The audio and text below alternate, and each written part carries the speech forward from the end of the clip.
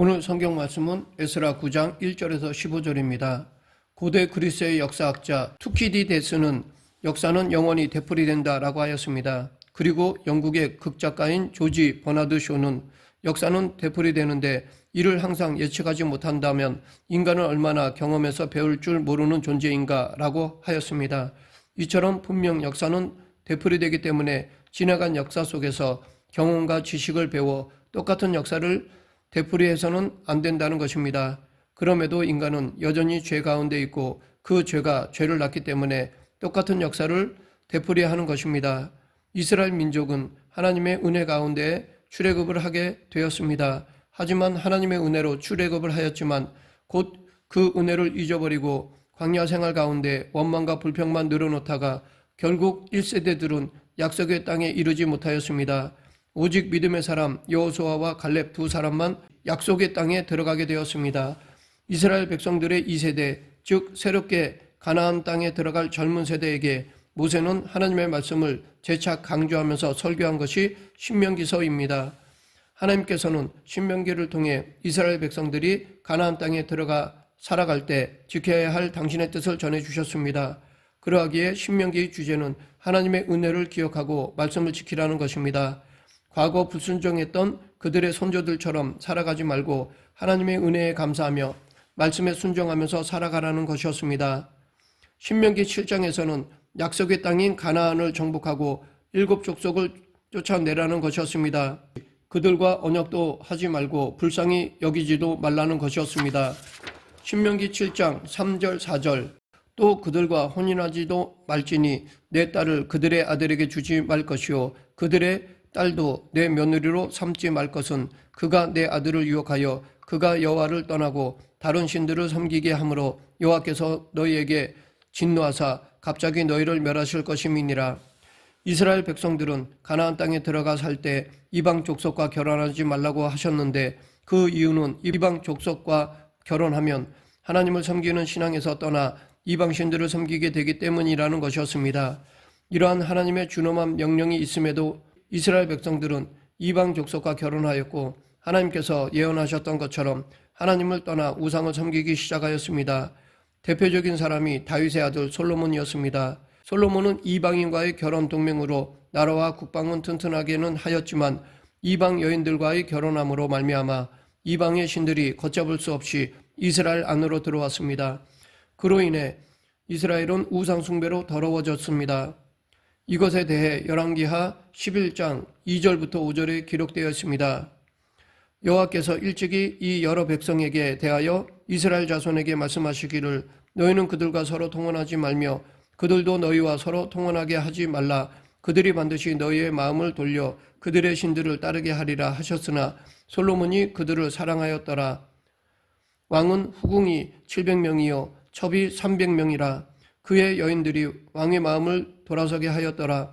솔로몬이 나이가 많을 때에 그의 여인들이 그의 마음을 돌려 다른 신들을 따르게 하였으므로 왕의 마음이 그의 아버지 다윗의 마음과 같지 아니하여 그의 하나님 여호와 앞에 온전하지 못하였으니 이는 시돈 사람의 여신 아스다롯을 따르고 암몬 사람의 가증한 밀곰을 따름이라. 우리는 하나님께서 미리 경고하신 이방 족속과 결혼하면 안 된다는 이유를 분명하게 솔로몬 왕에게서 찾을 수 있습니다. 이스라엘의 역사를 통해 이방 족속과 결혼하면 안 되는 이유를 발견할 수 있습니다. 그것은 이스라엘 민족의 정체성을 지키는 것이라는 의미와 함께 신앙의 정체성을 지키기 위해 반드시 필요한 계명이었던 것입니다.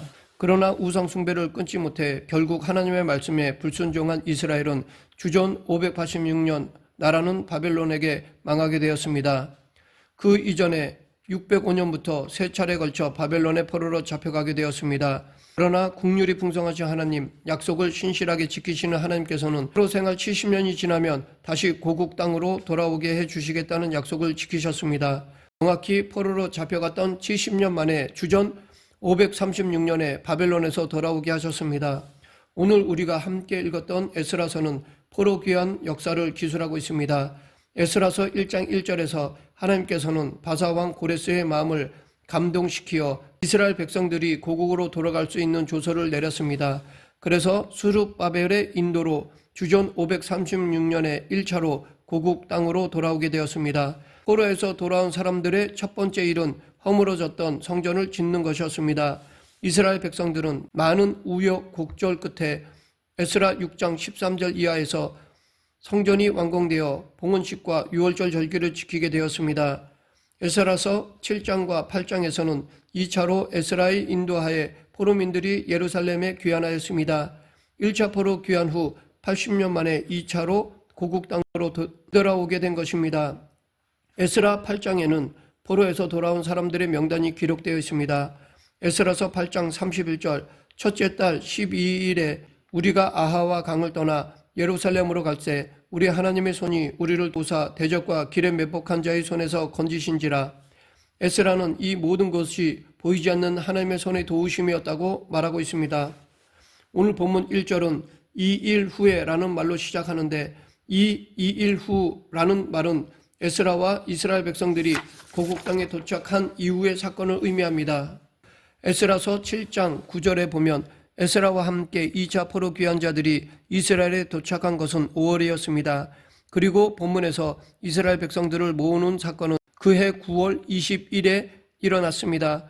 이는 이스라엘 백성들이 예루살렘에 도착한 후 4개월을 넘지 않은 시점에 이었습니다. 9장 1절에서 이스라엘 백성과 제사장들과 레위 사람들이라는 말을 통해 보면 이스라엘의 정치 지도자와 종교 지도자 그리고 일반 백성들 모두가 1절에서 가증한 일을 행하였다고 말합니다. 그 가증한 일이 무엇인지 2절에 나와 있습니다. 2절 그들의 딸을 맞이하여 아내와 며느리로 삼아 거룩한 자손이 그 지방 사람들과 서로 섞이게 하는데 방백들과 고관들이 이 죄에 더욱 으뜸이 되었다 하는지라. 여기서 말하는 죄악된 모습은 우리가 어디선가 많이 본 익숙한 것이었습니다.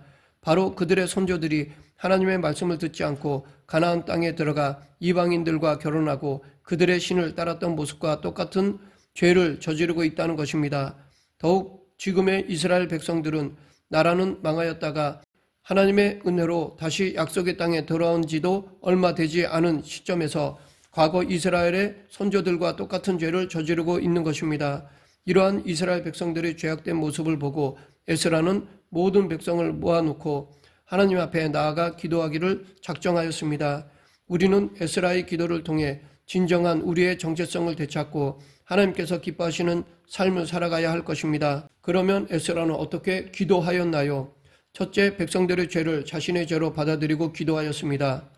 이스라엘 백성들의 이방 족속과의 통혼을 듣고 에스라는 근심 중에 일어나 속옷과 겉옷을 찢은 채 무릎을 꿇고 하나님께 기도로 나아갔습니다. 그런데 이 에스라의 기도에서 우리라는 단어가 무려 27번이나 나옵니다. 이것은 죄는 이스라엘 백성들이 저질렀지만 그 죄를 자신의 죄로 여기고 하나님 앞에 자복하며 기도하고 있는 것입니다. 이것은 마치 소돔과 고모라를 위해 기도했던 아브라함의 중보 기도에서 그리고 우상을 만들어 다시 애굽으로 되돌아가자고 했던 이스라엘 백성들을 위해 중보 기도했던 모세와 하나님의 약속을 붙잡고 하나님의 뜻이 이루어지기를 위해 기도했던 다니엘의 기도 모습과 같다고 할 수 있습니다. 또한 로마서 9장 3절에서 나의 형제 곧 골육의 친척을 위하여 나 자신이 저주를 받아 그리스도에게서 끊어질지라도 원하는 바로라 라고 기도했던 바울의 모습과 같습니다. 우리가 이 땅을 위해 그리고 나라와 민족을 위해 기도해야 하는 이유는 이 땅, 이 나라와 이 민족은 우리가 살아가야 할 땅이며 함께 살아가야 할 백성들이기 때문입니다. 단순히 혈육적인 가족을 넘어 함께 살아가야 할 백성들이기에 우리는 이 땅과 이 민족을 위해 기도해야 하는 것입니다. 우리가 비록 죄악이 넘치는 이 땅과 우상 숭배하며 하나님을 떠난 이 백성들을 위해 기도할 때 하나님께서 반드시 우리의 기도를 들으시고 이 땅과 이 백성을 치유해 주실 것입니다. 둘째, 구체적으로 회개하며 기도하였습니다. 에스라는 오늘 본문 6절부터 15절까지 하나님 앞에 이스라엘의 죄악에 대해 구체적으로 회개하며 기도하고 있습니다. 6절과 7절에서는 과거 이스라엘의 지속적인 죄악에 대해 회개하였습니다. 그리고 8절과 10절에서는 이스라엘에게 베푸신 하나님의 은혜를 배신한 것에 대해 회개하였습니다. 하나님께서는 이스라엘에게 은혜를 베풀어 주셔서 아직 망하게 하지 않으시며 소수의 믿음의 남은 자를 남겨두셨습니다. 종노릇 가운데서도 소성하게 하셨으며 긍휼히 여기사 다시 회복해 주셨습니다. 또한 폐허가 된 이스라엘을 다시 세우시고 살 수 있는 삶의 터전을 주셨습니다. 이어지는 11절부터 15절에서는 하나님의 말씀에 불순종했던 죄를 고백하고 있습니다. 그러면서 14절부터 15절에서는 에스라의 결단의 고백이 담겨 있습니다. 오늘 본문 14, 15절 우리가 어찌 다시 주의 계명을 거역하고 이 가증한 백성들과 통혼하오리이까. 그리하면 주께서 어찌 우리를 멸하시고 남아 피할 자가 없도록 진노하시지 아니하시리이까. 이스라엘의 하나님 여호와여, 주는 의로우시니 우리가 남아 피한 것이 오늘과 같사옵거늘 도리어 주께 범죄하였사오니 이로 말미암아 주 앞에 한 사람도 감히 서지 못하겠나이다 하니라. 에스라는 이렇게 회개하고 결단하면서 기도하였습니다. 그 결과 에스라서 10장에 보면 이스라엘 백성들은 자기들의 죄를 통해 자복하고 이방 여인들을 되돌려 보냈습니다. 이렇게 이스라엘 백성들은 회개에 합당한 열매를 거두게 되었습니다. 이처럼 말씀을 붙잡고 중심으로 회개할 뿐만 아니라 회개에 합당한 열매를 거둘 때만이 그것이 진정한 회개한 자의 모습입니다. 셋째, 오직 하나님의 긍휼을 바라보며 기도하였습니다. 에스라의 기도는 다른 믿음의 선조들처럼 하나님의 긍휼을 의지하여 기도하였습니다. 우리가 의지해야 할 것은 8절에 은혜를 베푸사 그리고 9절에 불쌍히 여김을 입고 두 가지입니다. 에스라서 마지막 절인 10장 44절에 모두라는 말에서 보듯이 당시 포로에서 귀환한 이스라엘은 정치 지도자나 종교 지도자뿐만 아니라 일반 백성들까지 모두 하나님께 죄를 지었습니다. 이들뿐 아니라 지금 우리도 알고 보면 하나님 앞에 죄인입니다. 그 누구도 하나님 앞에서 의롭다 인정을 받을 수 없습니다. 이런 이유로 우리는 오직 은혜를 베풀어 주시고 불쌍히 여기시는 하나님께 기도해야 하는 것입니다. 우리가 의롭게 되고 다시 하나님의 긍휼을 잊게 되는 것은 오직 예수님의 십자가 아래서입니다. 예수님의 십자가만이 우리를 하나님 앞에서 죄로부터 의롭다 인정함을 받을 뿐만 아니라 하나님의 영원하신 긍휼과 사랑을 얻게 되는 것입니다. 그렇기 때문에 우리는 모두 예수님의 십자가만을 의지하여 믿음으로 하나님께 나가야 합니다. 히브리서 4장 16절 그러므로 우리는 긍휼하심을 받고 때를 따라 덮는 은혜를 얻기 위하여 은혜의 보좌 앞에 담대히 나아갈 것이니라. 이 말씀처럼 우리는 예수님 때문에 긍휼하심을 받은 존재가 되었습니다. 또한 은혜의 보좌 앞에 담대히 나아갈 수 있는 하나님의 자녀가 되었습니다. 이런 까닭에 우리는 우리의 죄악된 모습을 바라보는 것이 아니라 하나님의 은혜와 예수님의 사랑을 힘입어 오늘도 그 용서와 회복의 보좌 앞으로 나가야 합니다. 우리는 조상들의 실수를 되풀이해서는 안 됩니다. 그러기 위해서는 이미 말씀하신 하나님의 말씀을 잘 들어야 합니다. 그리고 들은 말씀을 힘써 순종해야 합니다. 그럴 때 다시 죄악된 역사를 되풀이하지 않을 수 있습니다. 말씀을 맺겠습니다.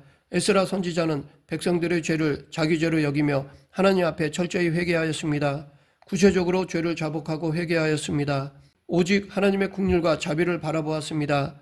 우리는 오늘도 나에게 말씀하시는 하나님의 말씀을 잘 듣고 힘써서 순종함으로 하나님께는 영광 돌리며 죄에 대해서는 철저히 회개해야 할 것입니다. 하나님의 말씀에 순종함으로 복된 삶을 살아가는 우리 모두가 되길 간절히 축원합니다. 기도하겠습니다.